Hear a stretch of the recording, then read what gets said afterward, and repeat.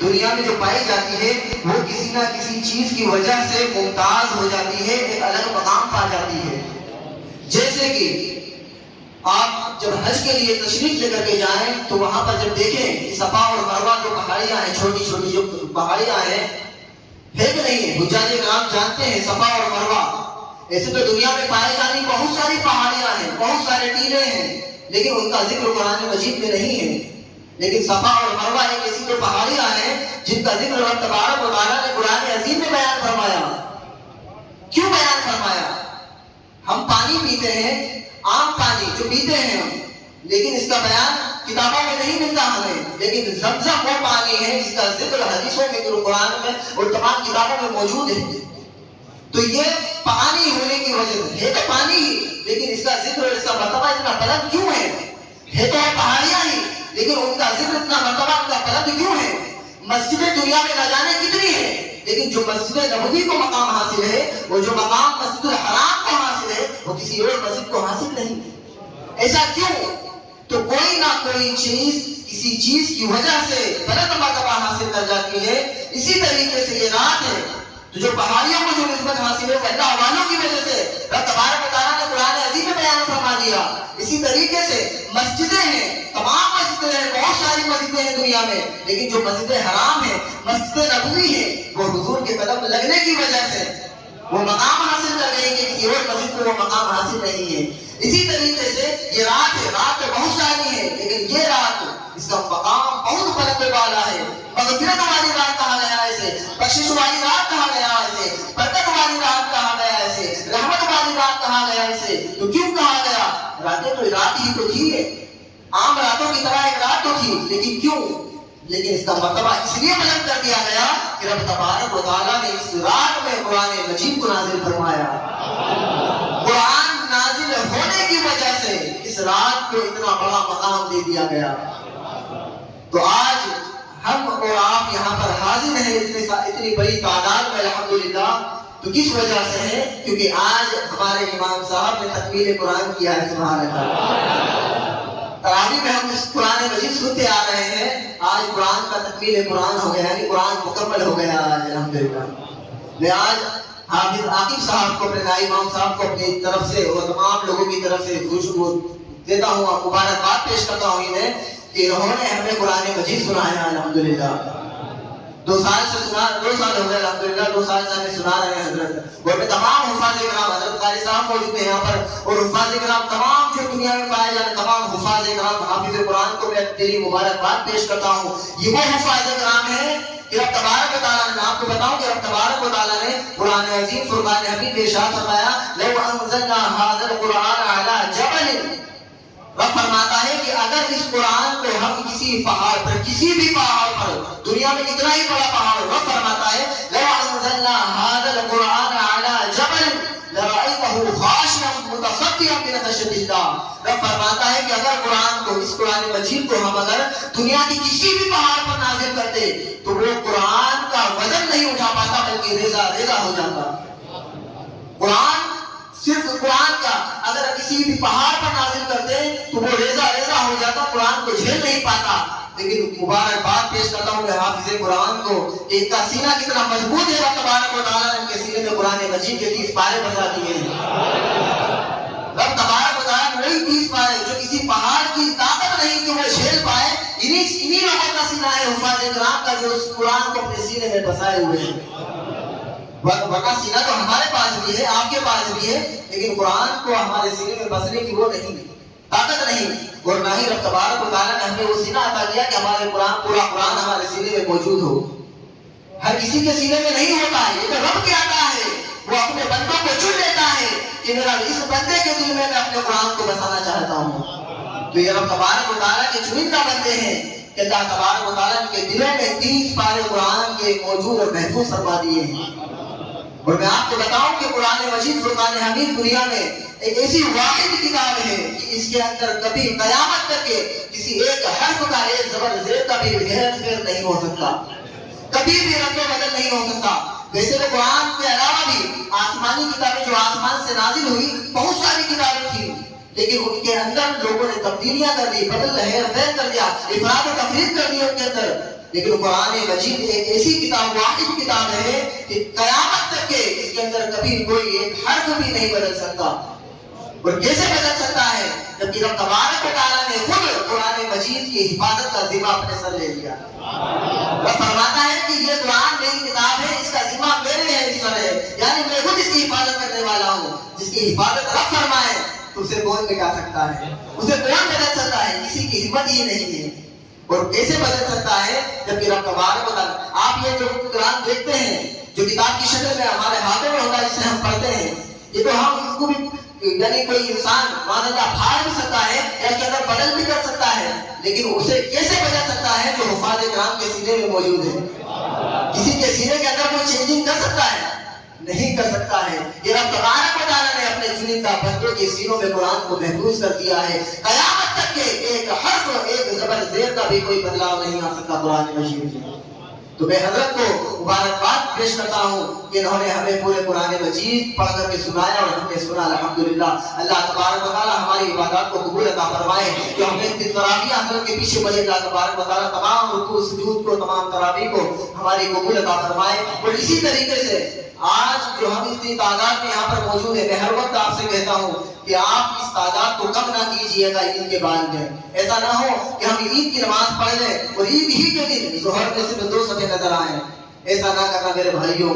یہ مسجد روٹی میں نے کہا تھا ایک بزرگ کا، ایک اللہ والے کا، میں نے آپ کو بیان سنایا، قول بتایا تھا کہ اللہ والے نے کہا تھا کہ عید کے دن سب خوش ہوتے ہیں لیکن صرف مسجدیں ہیں کہ مسجدیں پھوٹ پھوٹ کر کے روتی ہیں اور کہتی ہے کہاں گئے ہو میرے نمازی، تمہیں یاد کرتی ہے وہ یہ جو آج کونے کونے میں لوگ بیٹھے ہوئے ہیں، یہ تمام لوگ وہ کونے تک کے وضو خانے تک کے باہر لوگ صفحے لگا کر کے نماز پڑھ رہے ہیں، یہ تمام کونے تمام جگہیں یاد کرتی ہیں آپ کو کہاں گئے مجھ پر سجدہ کرنے والے۔ تو ایسا نہ کیجیے گا میرے دوستو۔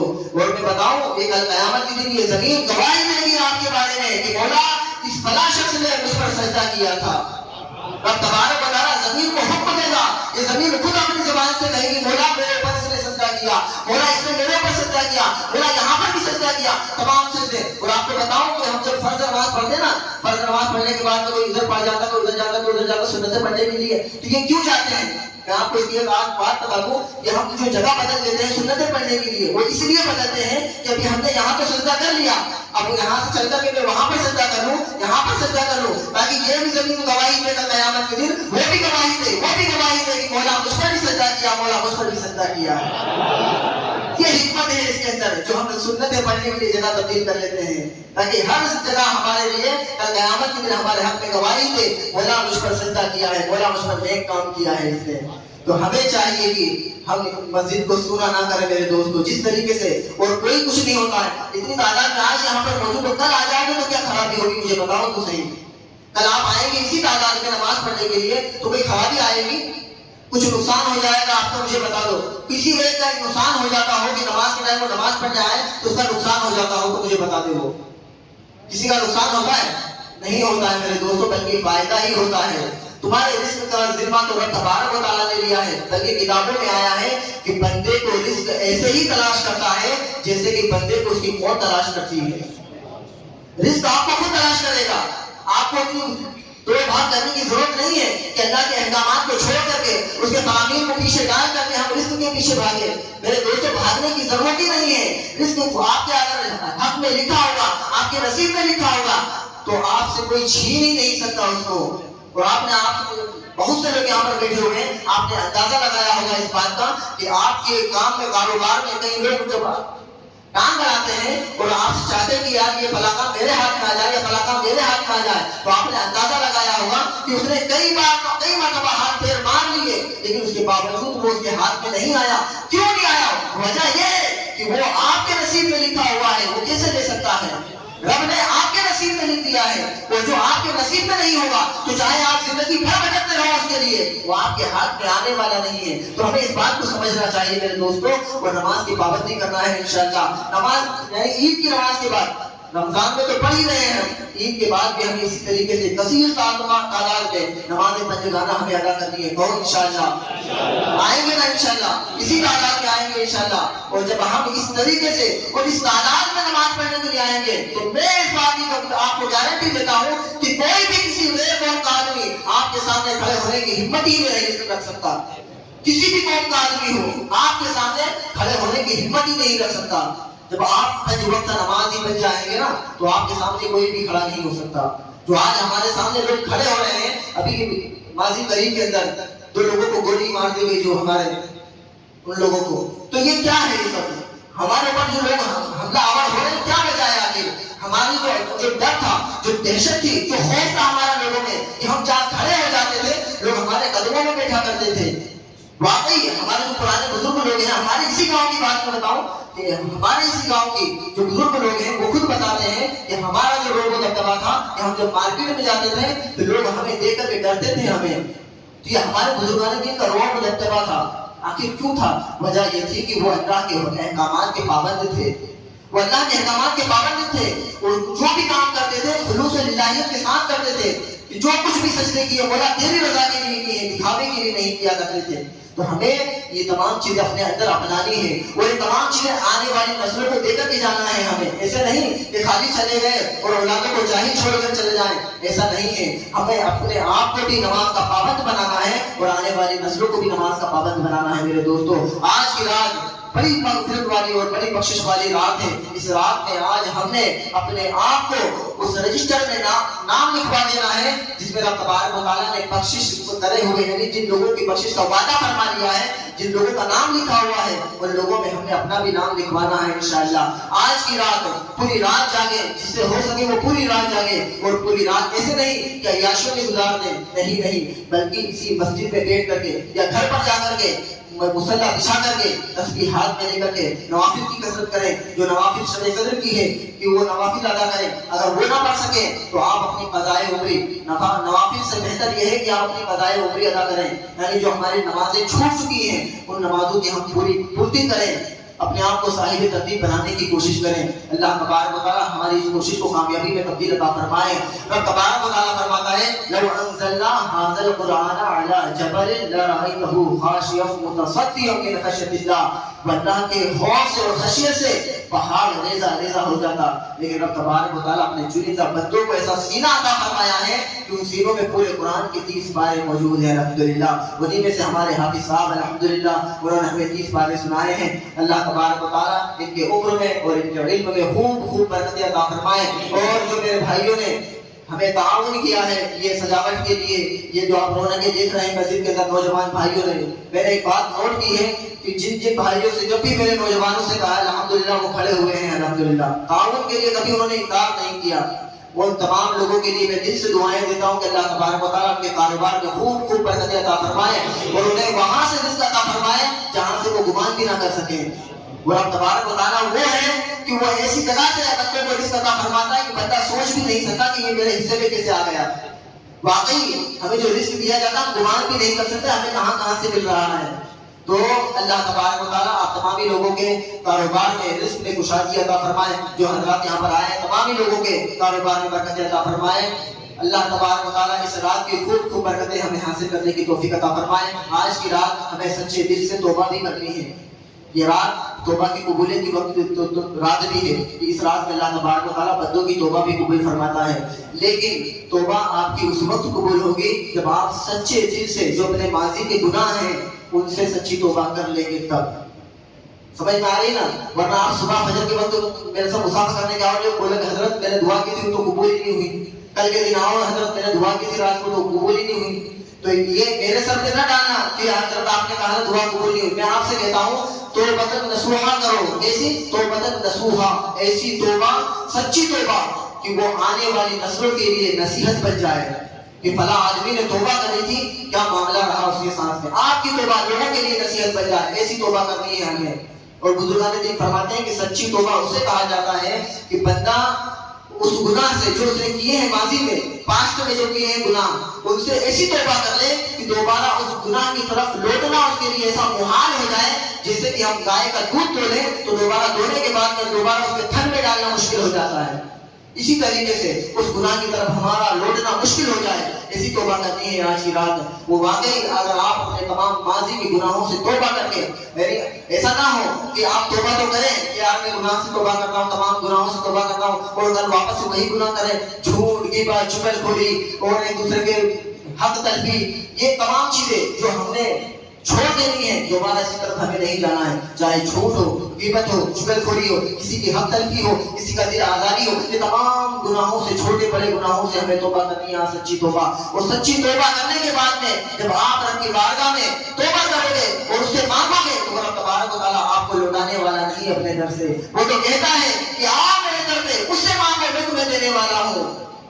بندہ جب رب کی بارگاہ میں جاتا ہے تو رب بڑا خوش ہوتا ہے۔ کتابوں میں آیا ہے کہ بندہ اتنا خوش ہوتا ہے، رب تبارک و تعالیٰ جب بندہ اس کی بارگاہ میں جاتا ہے تو رب تبارک و تعالیٰ اتنا خوش ہوتا ہے، اتنا خوش ہوتا ہے کہ وہ اللہ کے رسول صلی اللہ علیہ وسلم نے ایک ایگزامپل پیش فرمایا اپنے صحابہ اکرام سے کہ رب تبارک و تعالیٰ کتنا خوش ہوتا ہے۔ ایک ایگزامپل میں آپ کے سامنے پیش کر کے آپ کے سامنے سے جلد رخصت ہو جاؤں گا کہ اللہ کے رسول صلی اللہ علیہ وسلم نے ارشاد فرمایا کہ ایک بندہ سفر پر نکلا، جنگل کے صحرا کے سفر میں، بڑا لمبا چوڑا جنگل، خوب درخت، صحرا، بڑا تاریخی جنگل، اس کے اندر وہ انسان اپنا ساز و سامان یعنی رختے سفر کا ساز و سامان کھانے پینے کا باندھ کر کے نکلا، اور اس نے راستہ طے کیا۔ ابھی کافی راستہ طے وہ کر چکا تھا، اور کرنے کے بعد میں وہ کسی درخت کے نیچے ٹھہرا، اور ٹھہرنے کے بعد میں وہ آرام کرنے کے لیے رکا، اس کی نیند لگ گئی، اور نیند لگنے کے بعد وہ نیند سے بیدار ہوا تو کیا دیکھتا ہے کہ جو اس کا جو سامان تھا، سفر کا سامان، کھانے پینے کا جو سامان تھا، وہ سارا کا سارا وہ سامان غائب ہو چکا ہے، یعنی کوئی لے کر کے چلا گیا ہے۔ اور وہ انسان چاروں طرف ڈھونڈتا ہے اپنے ساز و سامان کو کہ میرا سامان کہاں گیا۔ وہ دور دور کا سفر طے کرتا ہے، اور طے کرنے کے بعد میں کیا دیکھتا ہے کہ وہ سامان ملنا مشکل ہو گیا ہے اس کے لیے۔ اب وہ انسان پورے لمبے بہت بڑے صحرا کے اندر، جنگل کے اندر، سامان بھی نہیں، کھانے پینے کا کچھ بھی نہیں، اور وہ انسان امید ہار کر کے بیٹھ جاتا ہے دوبارہ اسی درخت کے نیچے۔ تو انسان سوچتا ہے کہ اب یہ میری آخری امید تھی، اب میرا سامان ملنے والا نہیں، اب میں مرنے والا ہوں۔ انسان نے کیا سوچا کہ اب میں مرنے والا ہوں، لیکن اب وہ یہی سوچتے سوچتے واپس سو گیا۔ وہ جب سو کر کے بیدار ہوا تو کیا دیکھتا ہے کہ اس کا سارا سامان واپس سے وہیں پر موجود ہے، وہ جو سامان جو اس کا گم ہو گیا تھا واپس وہیں پر موجود ہے۔ اب اس نے جب اپنے سامان کو دیکھا، اس کی زبان سے کیا نکلا کہ رب تو میرا بندہ ہے اور میں تیرا خالق ہوں۔ خوشی کی وجہ سے کیا نکلا کہ مولا تو میرا بندہ ہے اور میں تیرا خالق ہوں۔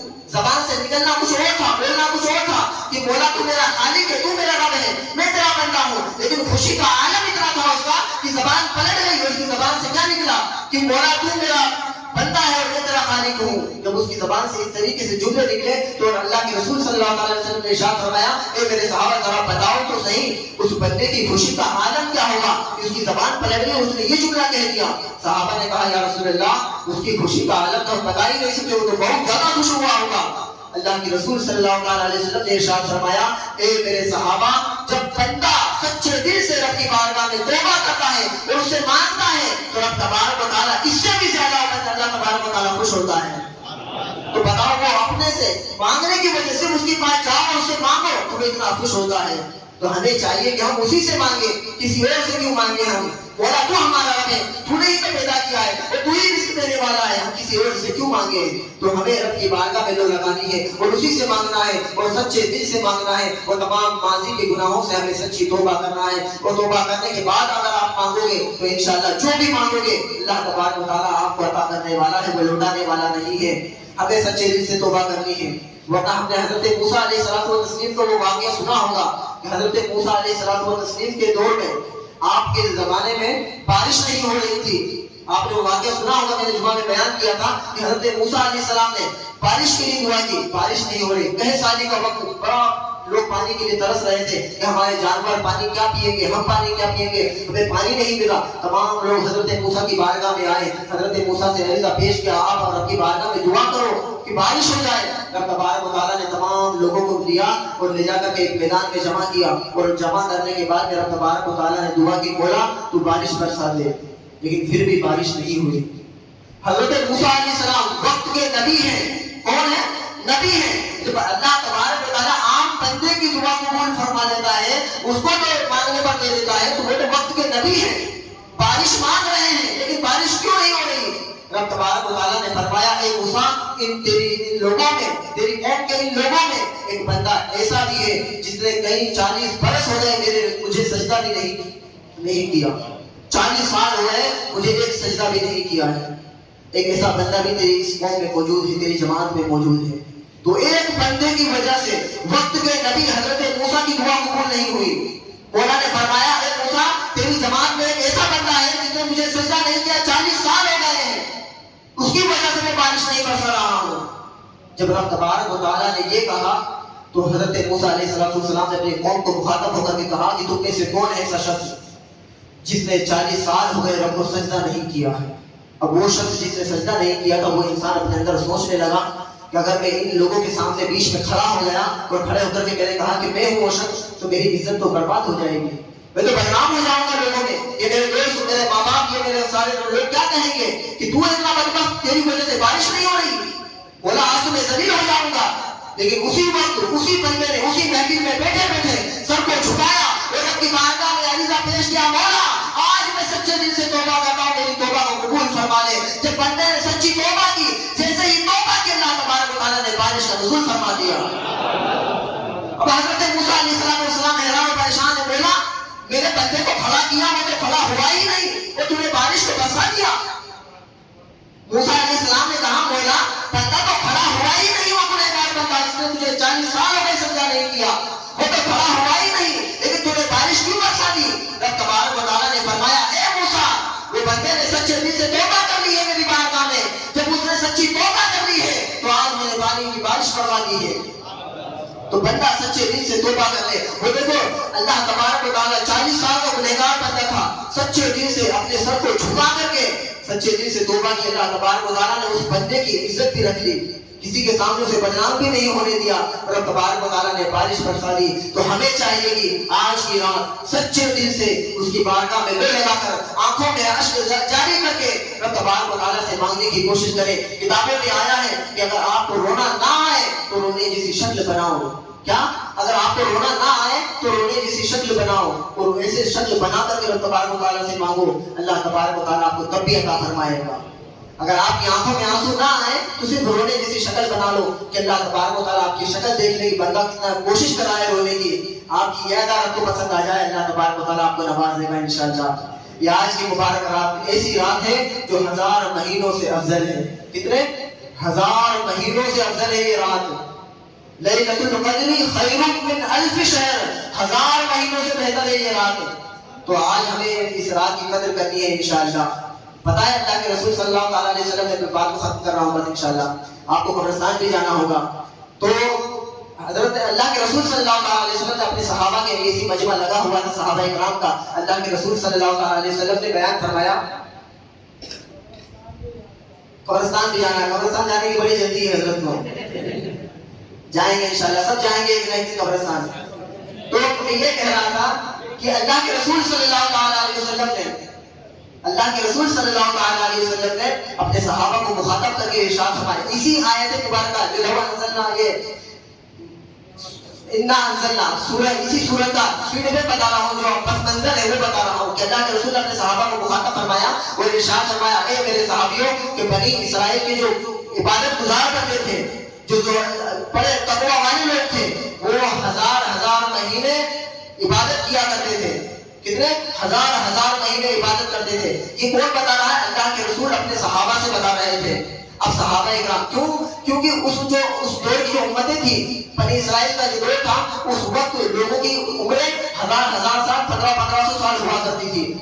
تو اللہ کے رسول نے ارشاد فرمایا کہ اس دور کے لوگ 1000 مہینہ عبادت کرتے تھے، دن میں روزہ رکھتے تھے اور روزے کی حالت میں جہاد بھی کیا کرتے تھے اور رات پوری رات عبادت میں گزارا کرتے تھے. یہ تھا عبادت کا عالم. اب صحابہ اکرام نے جب حضور کی یہ بات سنی تو اپنے دل کے اندر وہ مایوس ہو گئے کہ ہماری عمر تو اتنی نہیں ہے، اب ان لوگوں کی عمریں بھی زیادہ تھی، اب ہماری تو عمریں بھی کم ہیں، تو ایسا نہ ہو کہ کل قیامت کے دن ہم عبادت کے معاملے میں پیچھے پہنچ جائیں، وہ ہم سے آگے نکل جائیں اور ہم پیچھے رہ جائیں. صحابہ اکرام نے یہ بات حضور کے سامنے رکھی، حضور پھر تو کل قیامت کے دن عبادت کے معاملے میں ہم پیچھے ہو جائیں گے، ان کی عبادتیں زیادہ ہوں گی کیونکہ ان کی عمریں بھی زیادہ تھی تو عبادتیں بھی زیادہ ہوں گی، ہماری تو عمریں بھی کم ہیں. تو اللہ کے رسول صلی اللہ علیہ وسلم کے دل میں اور ذہن میں خیال آیا، آپ خیال فرما رہے تھے اور آپ کی زبان سے کچھ نکلنے ہی والا تھا کہ اللہ تبارک و تعالیٰ نے جبریل کو بھیجا، اے جبریل یہ سورت لے کر کے جاؤ اور میرے محبوب کے سامنے پڑھ کر کے سناؤ، میرے محبوب کے سامنے پڑھ کر کے سناؤ کہ میرے محبوب تیری امت کو میں نے صرف ایک رات ایسی دے دی ہے کہ اگر اس ایک رات میں عبادت کر لے تو 1000 مہینوں سے افضل ہو جائے گی۔ صرف ایک رات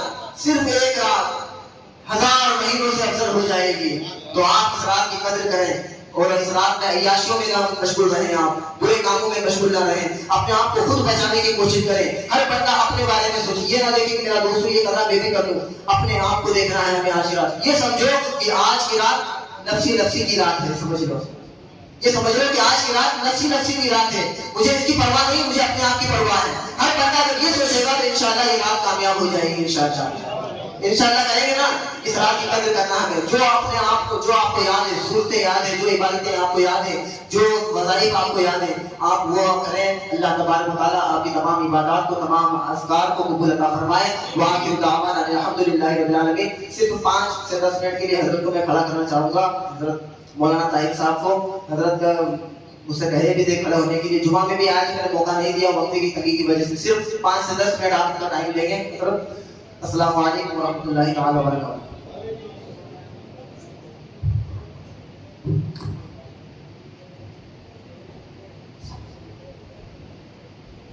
السلام علیکم ورحمۃ اللہ وبرکاتہ۔ درود پاک پڑھیے۔ اللہم صلی علی سیدنا مولانا محمد مبارک وسلم، صلاۃ و سلام علیک یا رسول اللہ صلی اللہ تعالی علیہ وسلم۔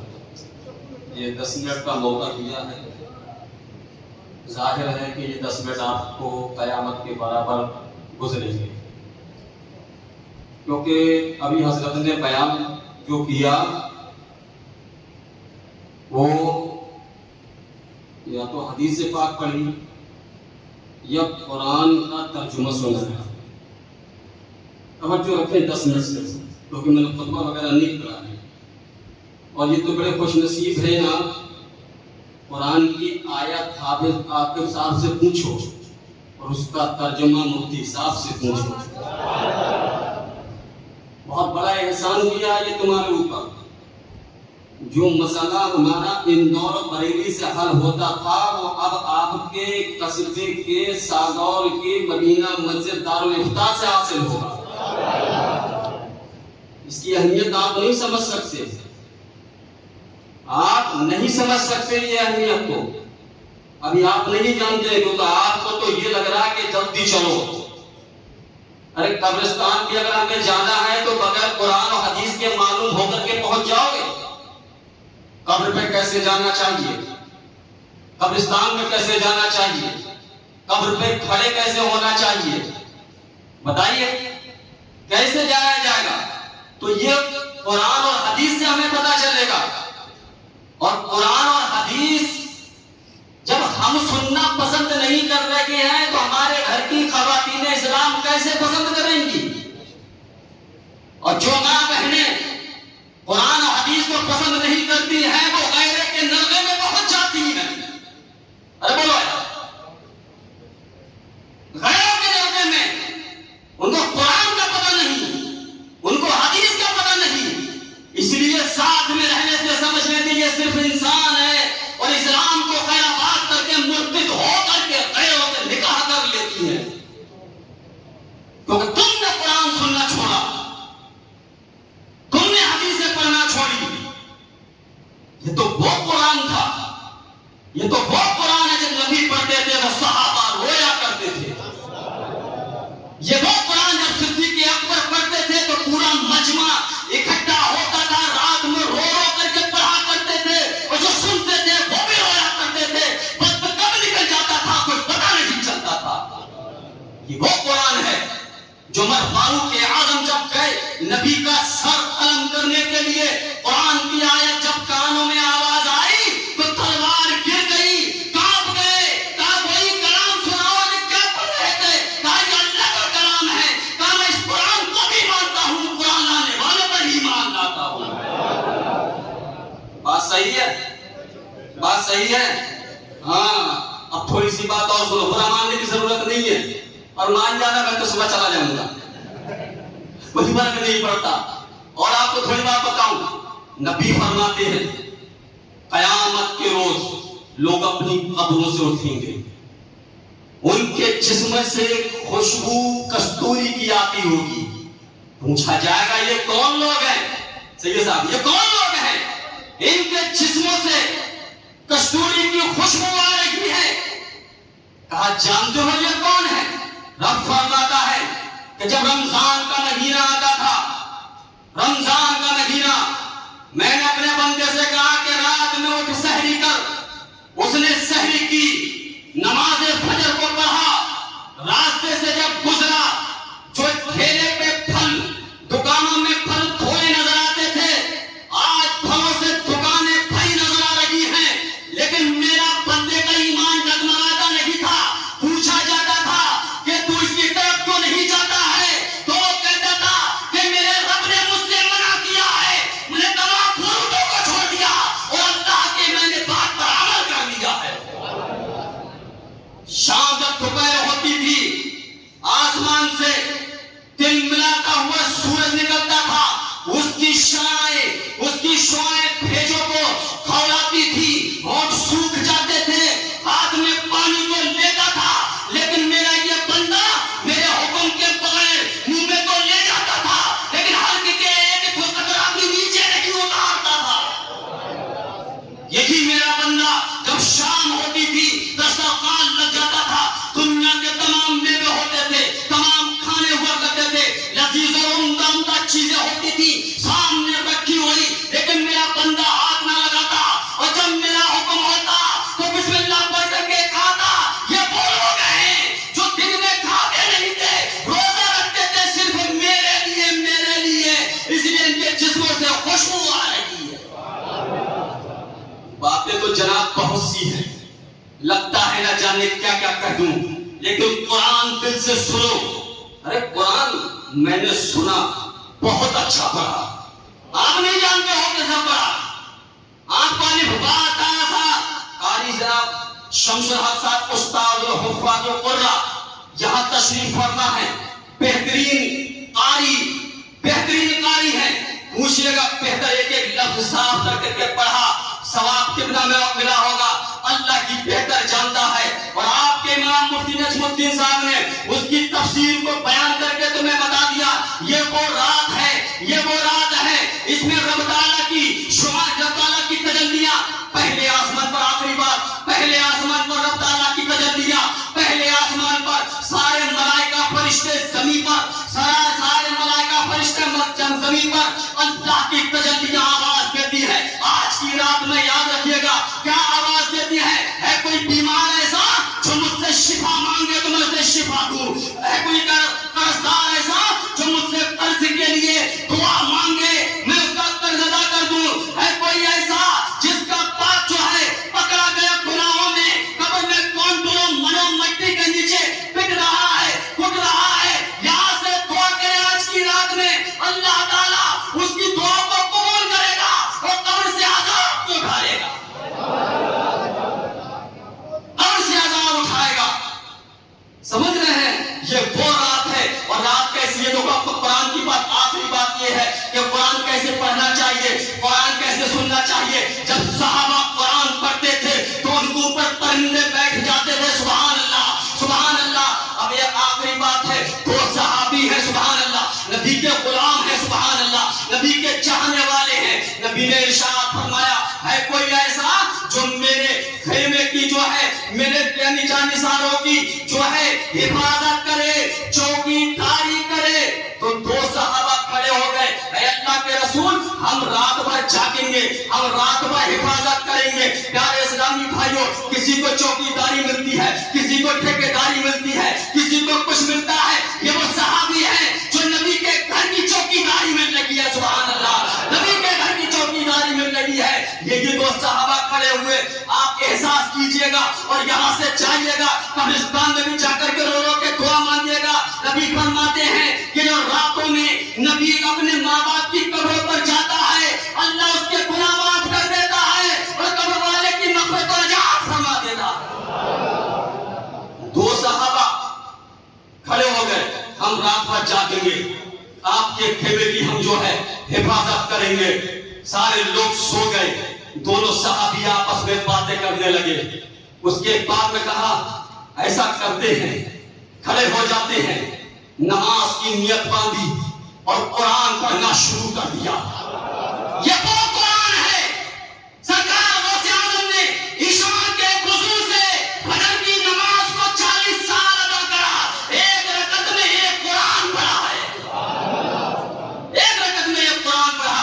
اسی قرآن کو ہم سننا نہیں چاہتے میرے بھائیو، تم بھی سنو، حدیثیں سنو، جتنی دیر سیکھو ڈٹ کر کے سنو اور جا کر کے بہن بیٹیوں کو سکھاؤ اور بتاؤ اے دنیا کے تمام مذہب جھوٹے ہیں، اگر سچا ہے تو وہ دین اسلام ہے، دین اسلام ہے اگر وہ سچا ہے۔ پیارے اسلامی بھائیوں، دونوں تیار ہو گئے، نیت باندھ لی اور قرآن پڑھ رہے ہیں۔ ایک صحابی لیٹ گئے، پاس میں دھور پہ جا کر کے آرام کرنے لگے، ان کی آنکھوں میں نیند آ گئی، اتنے میں دشمنوں نے وار کر دیا۔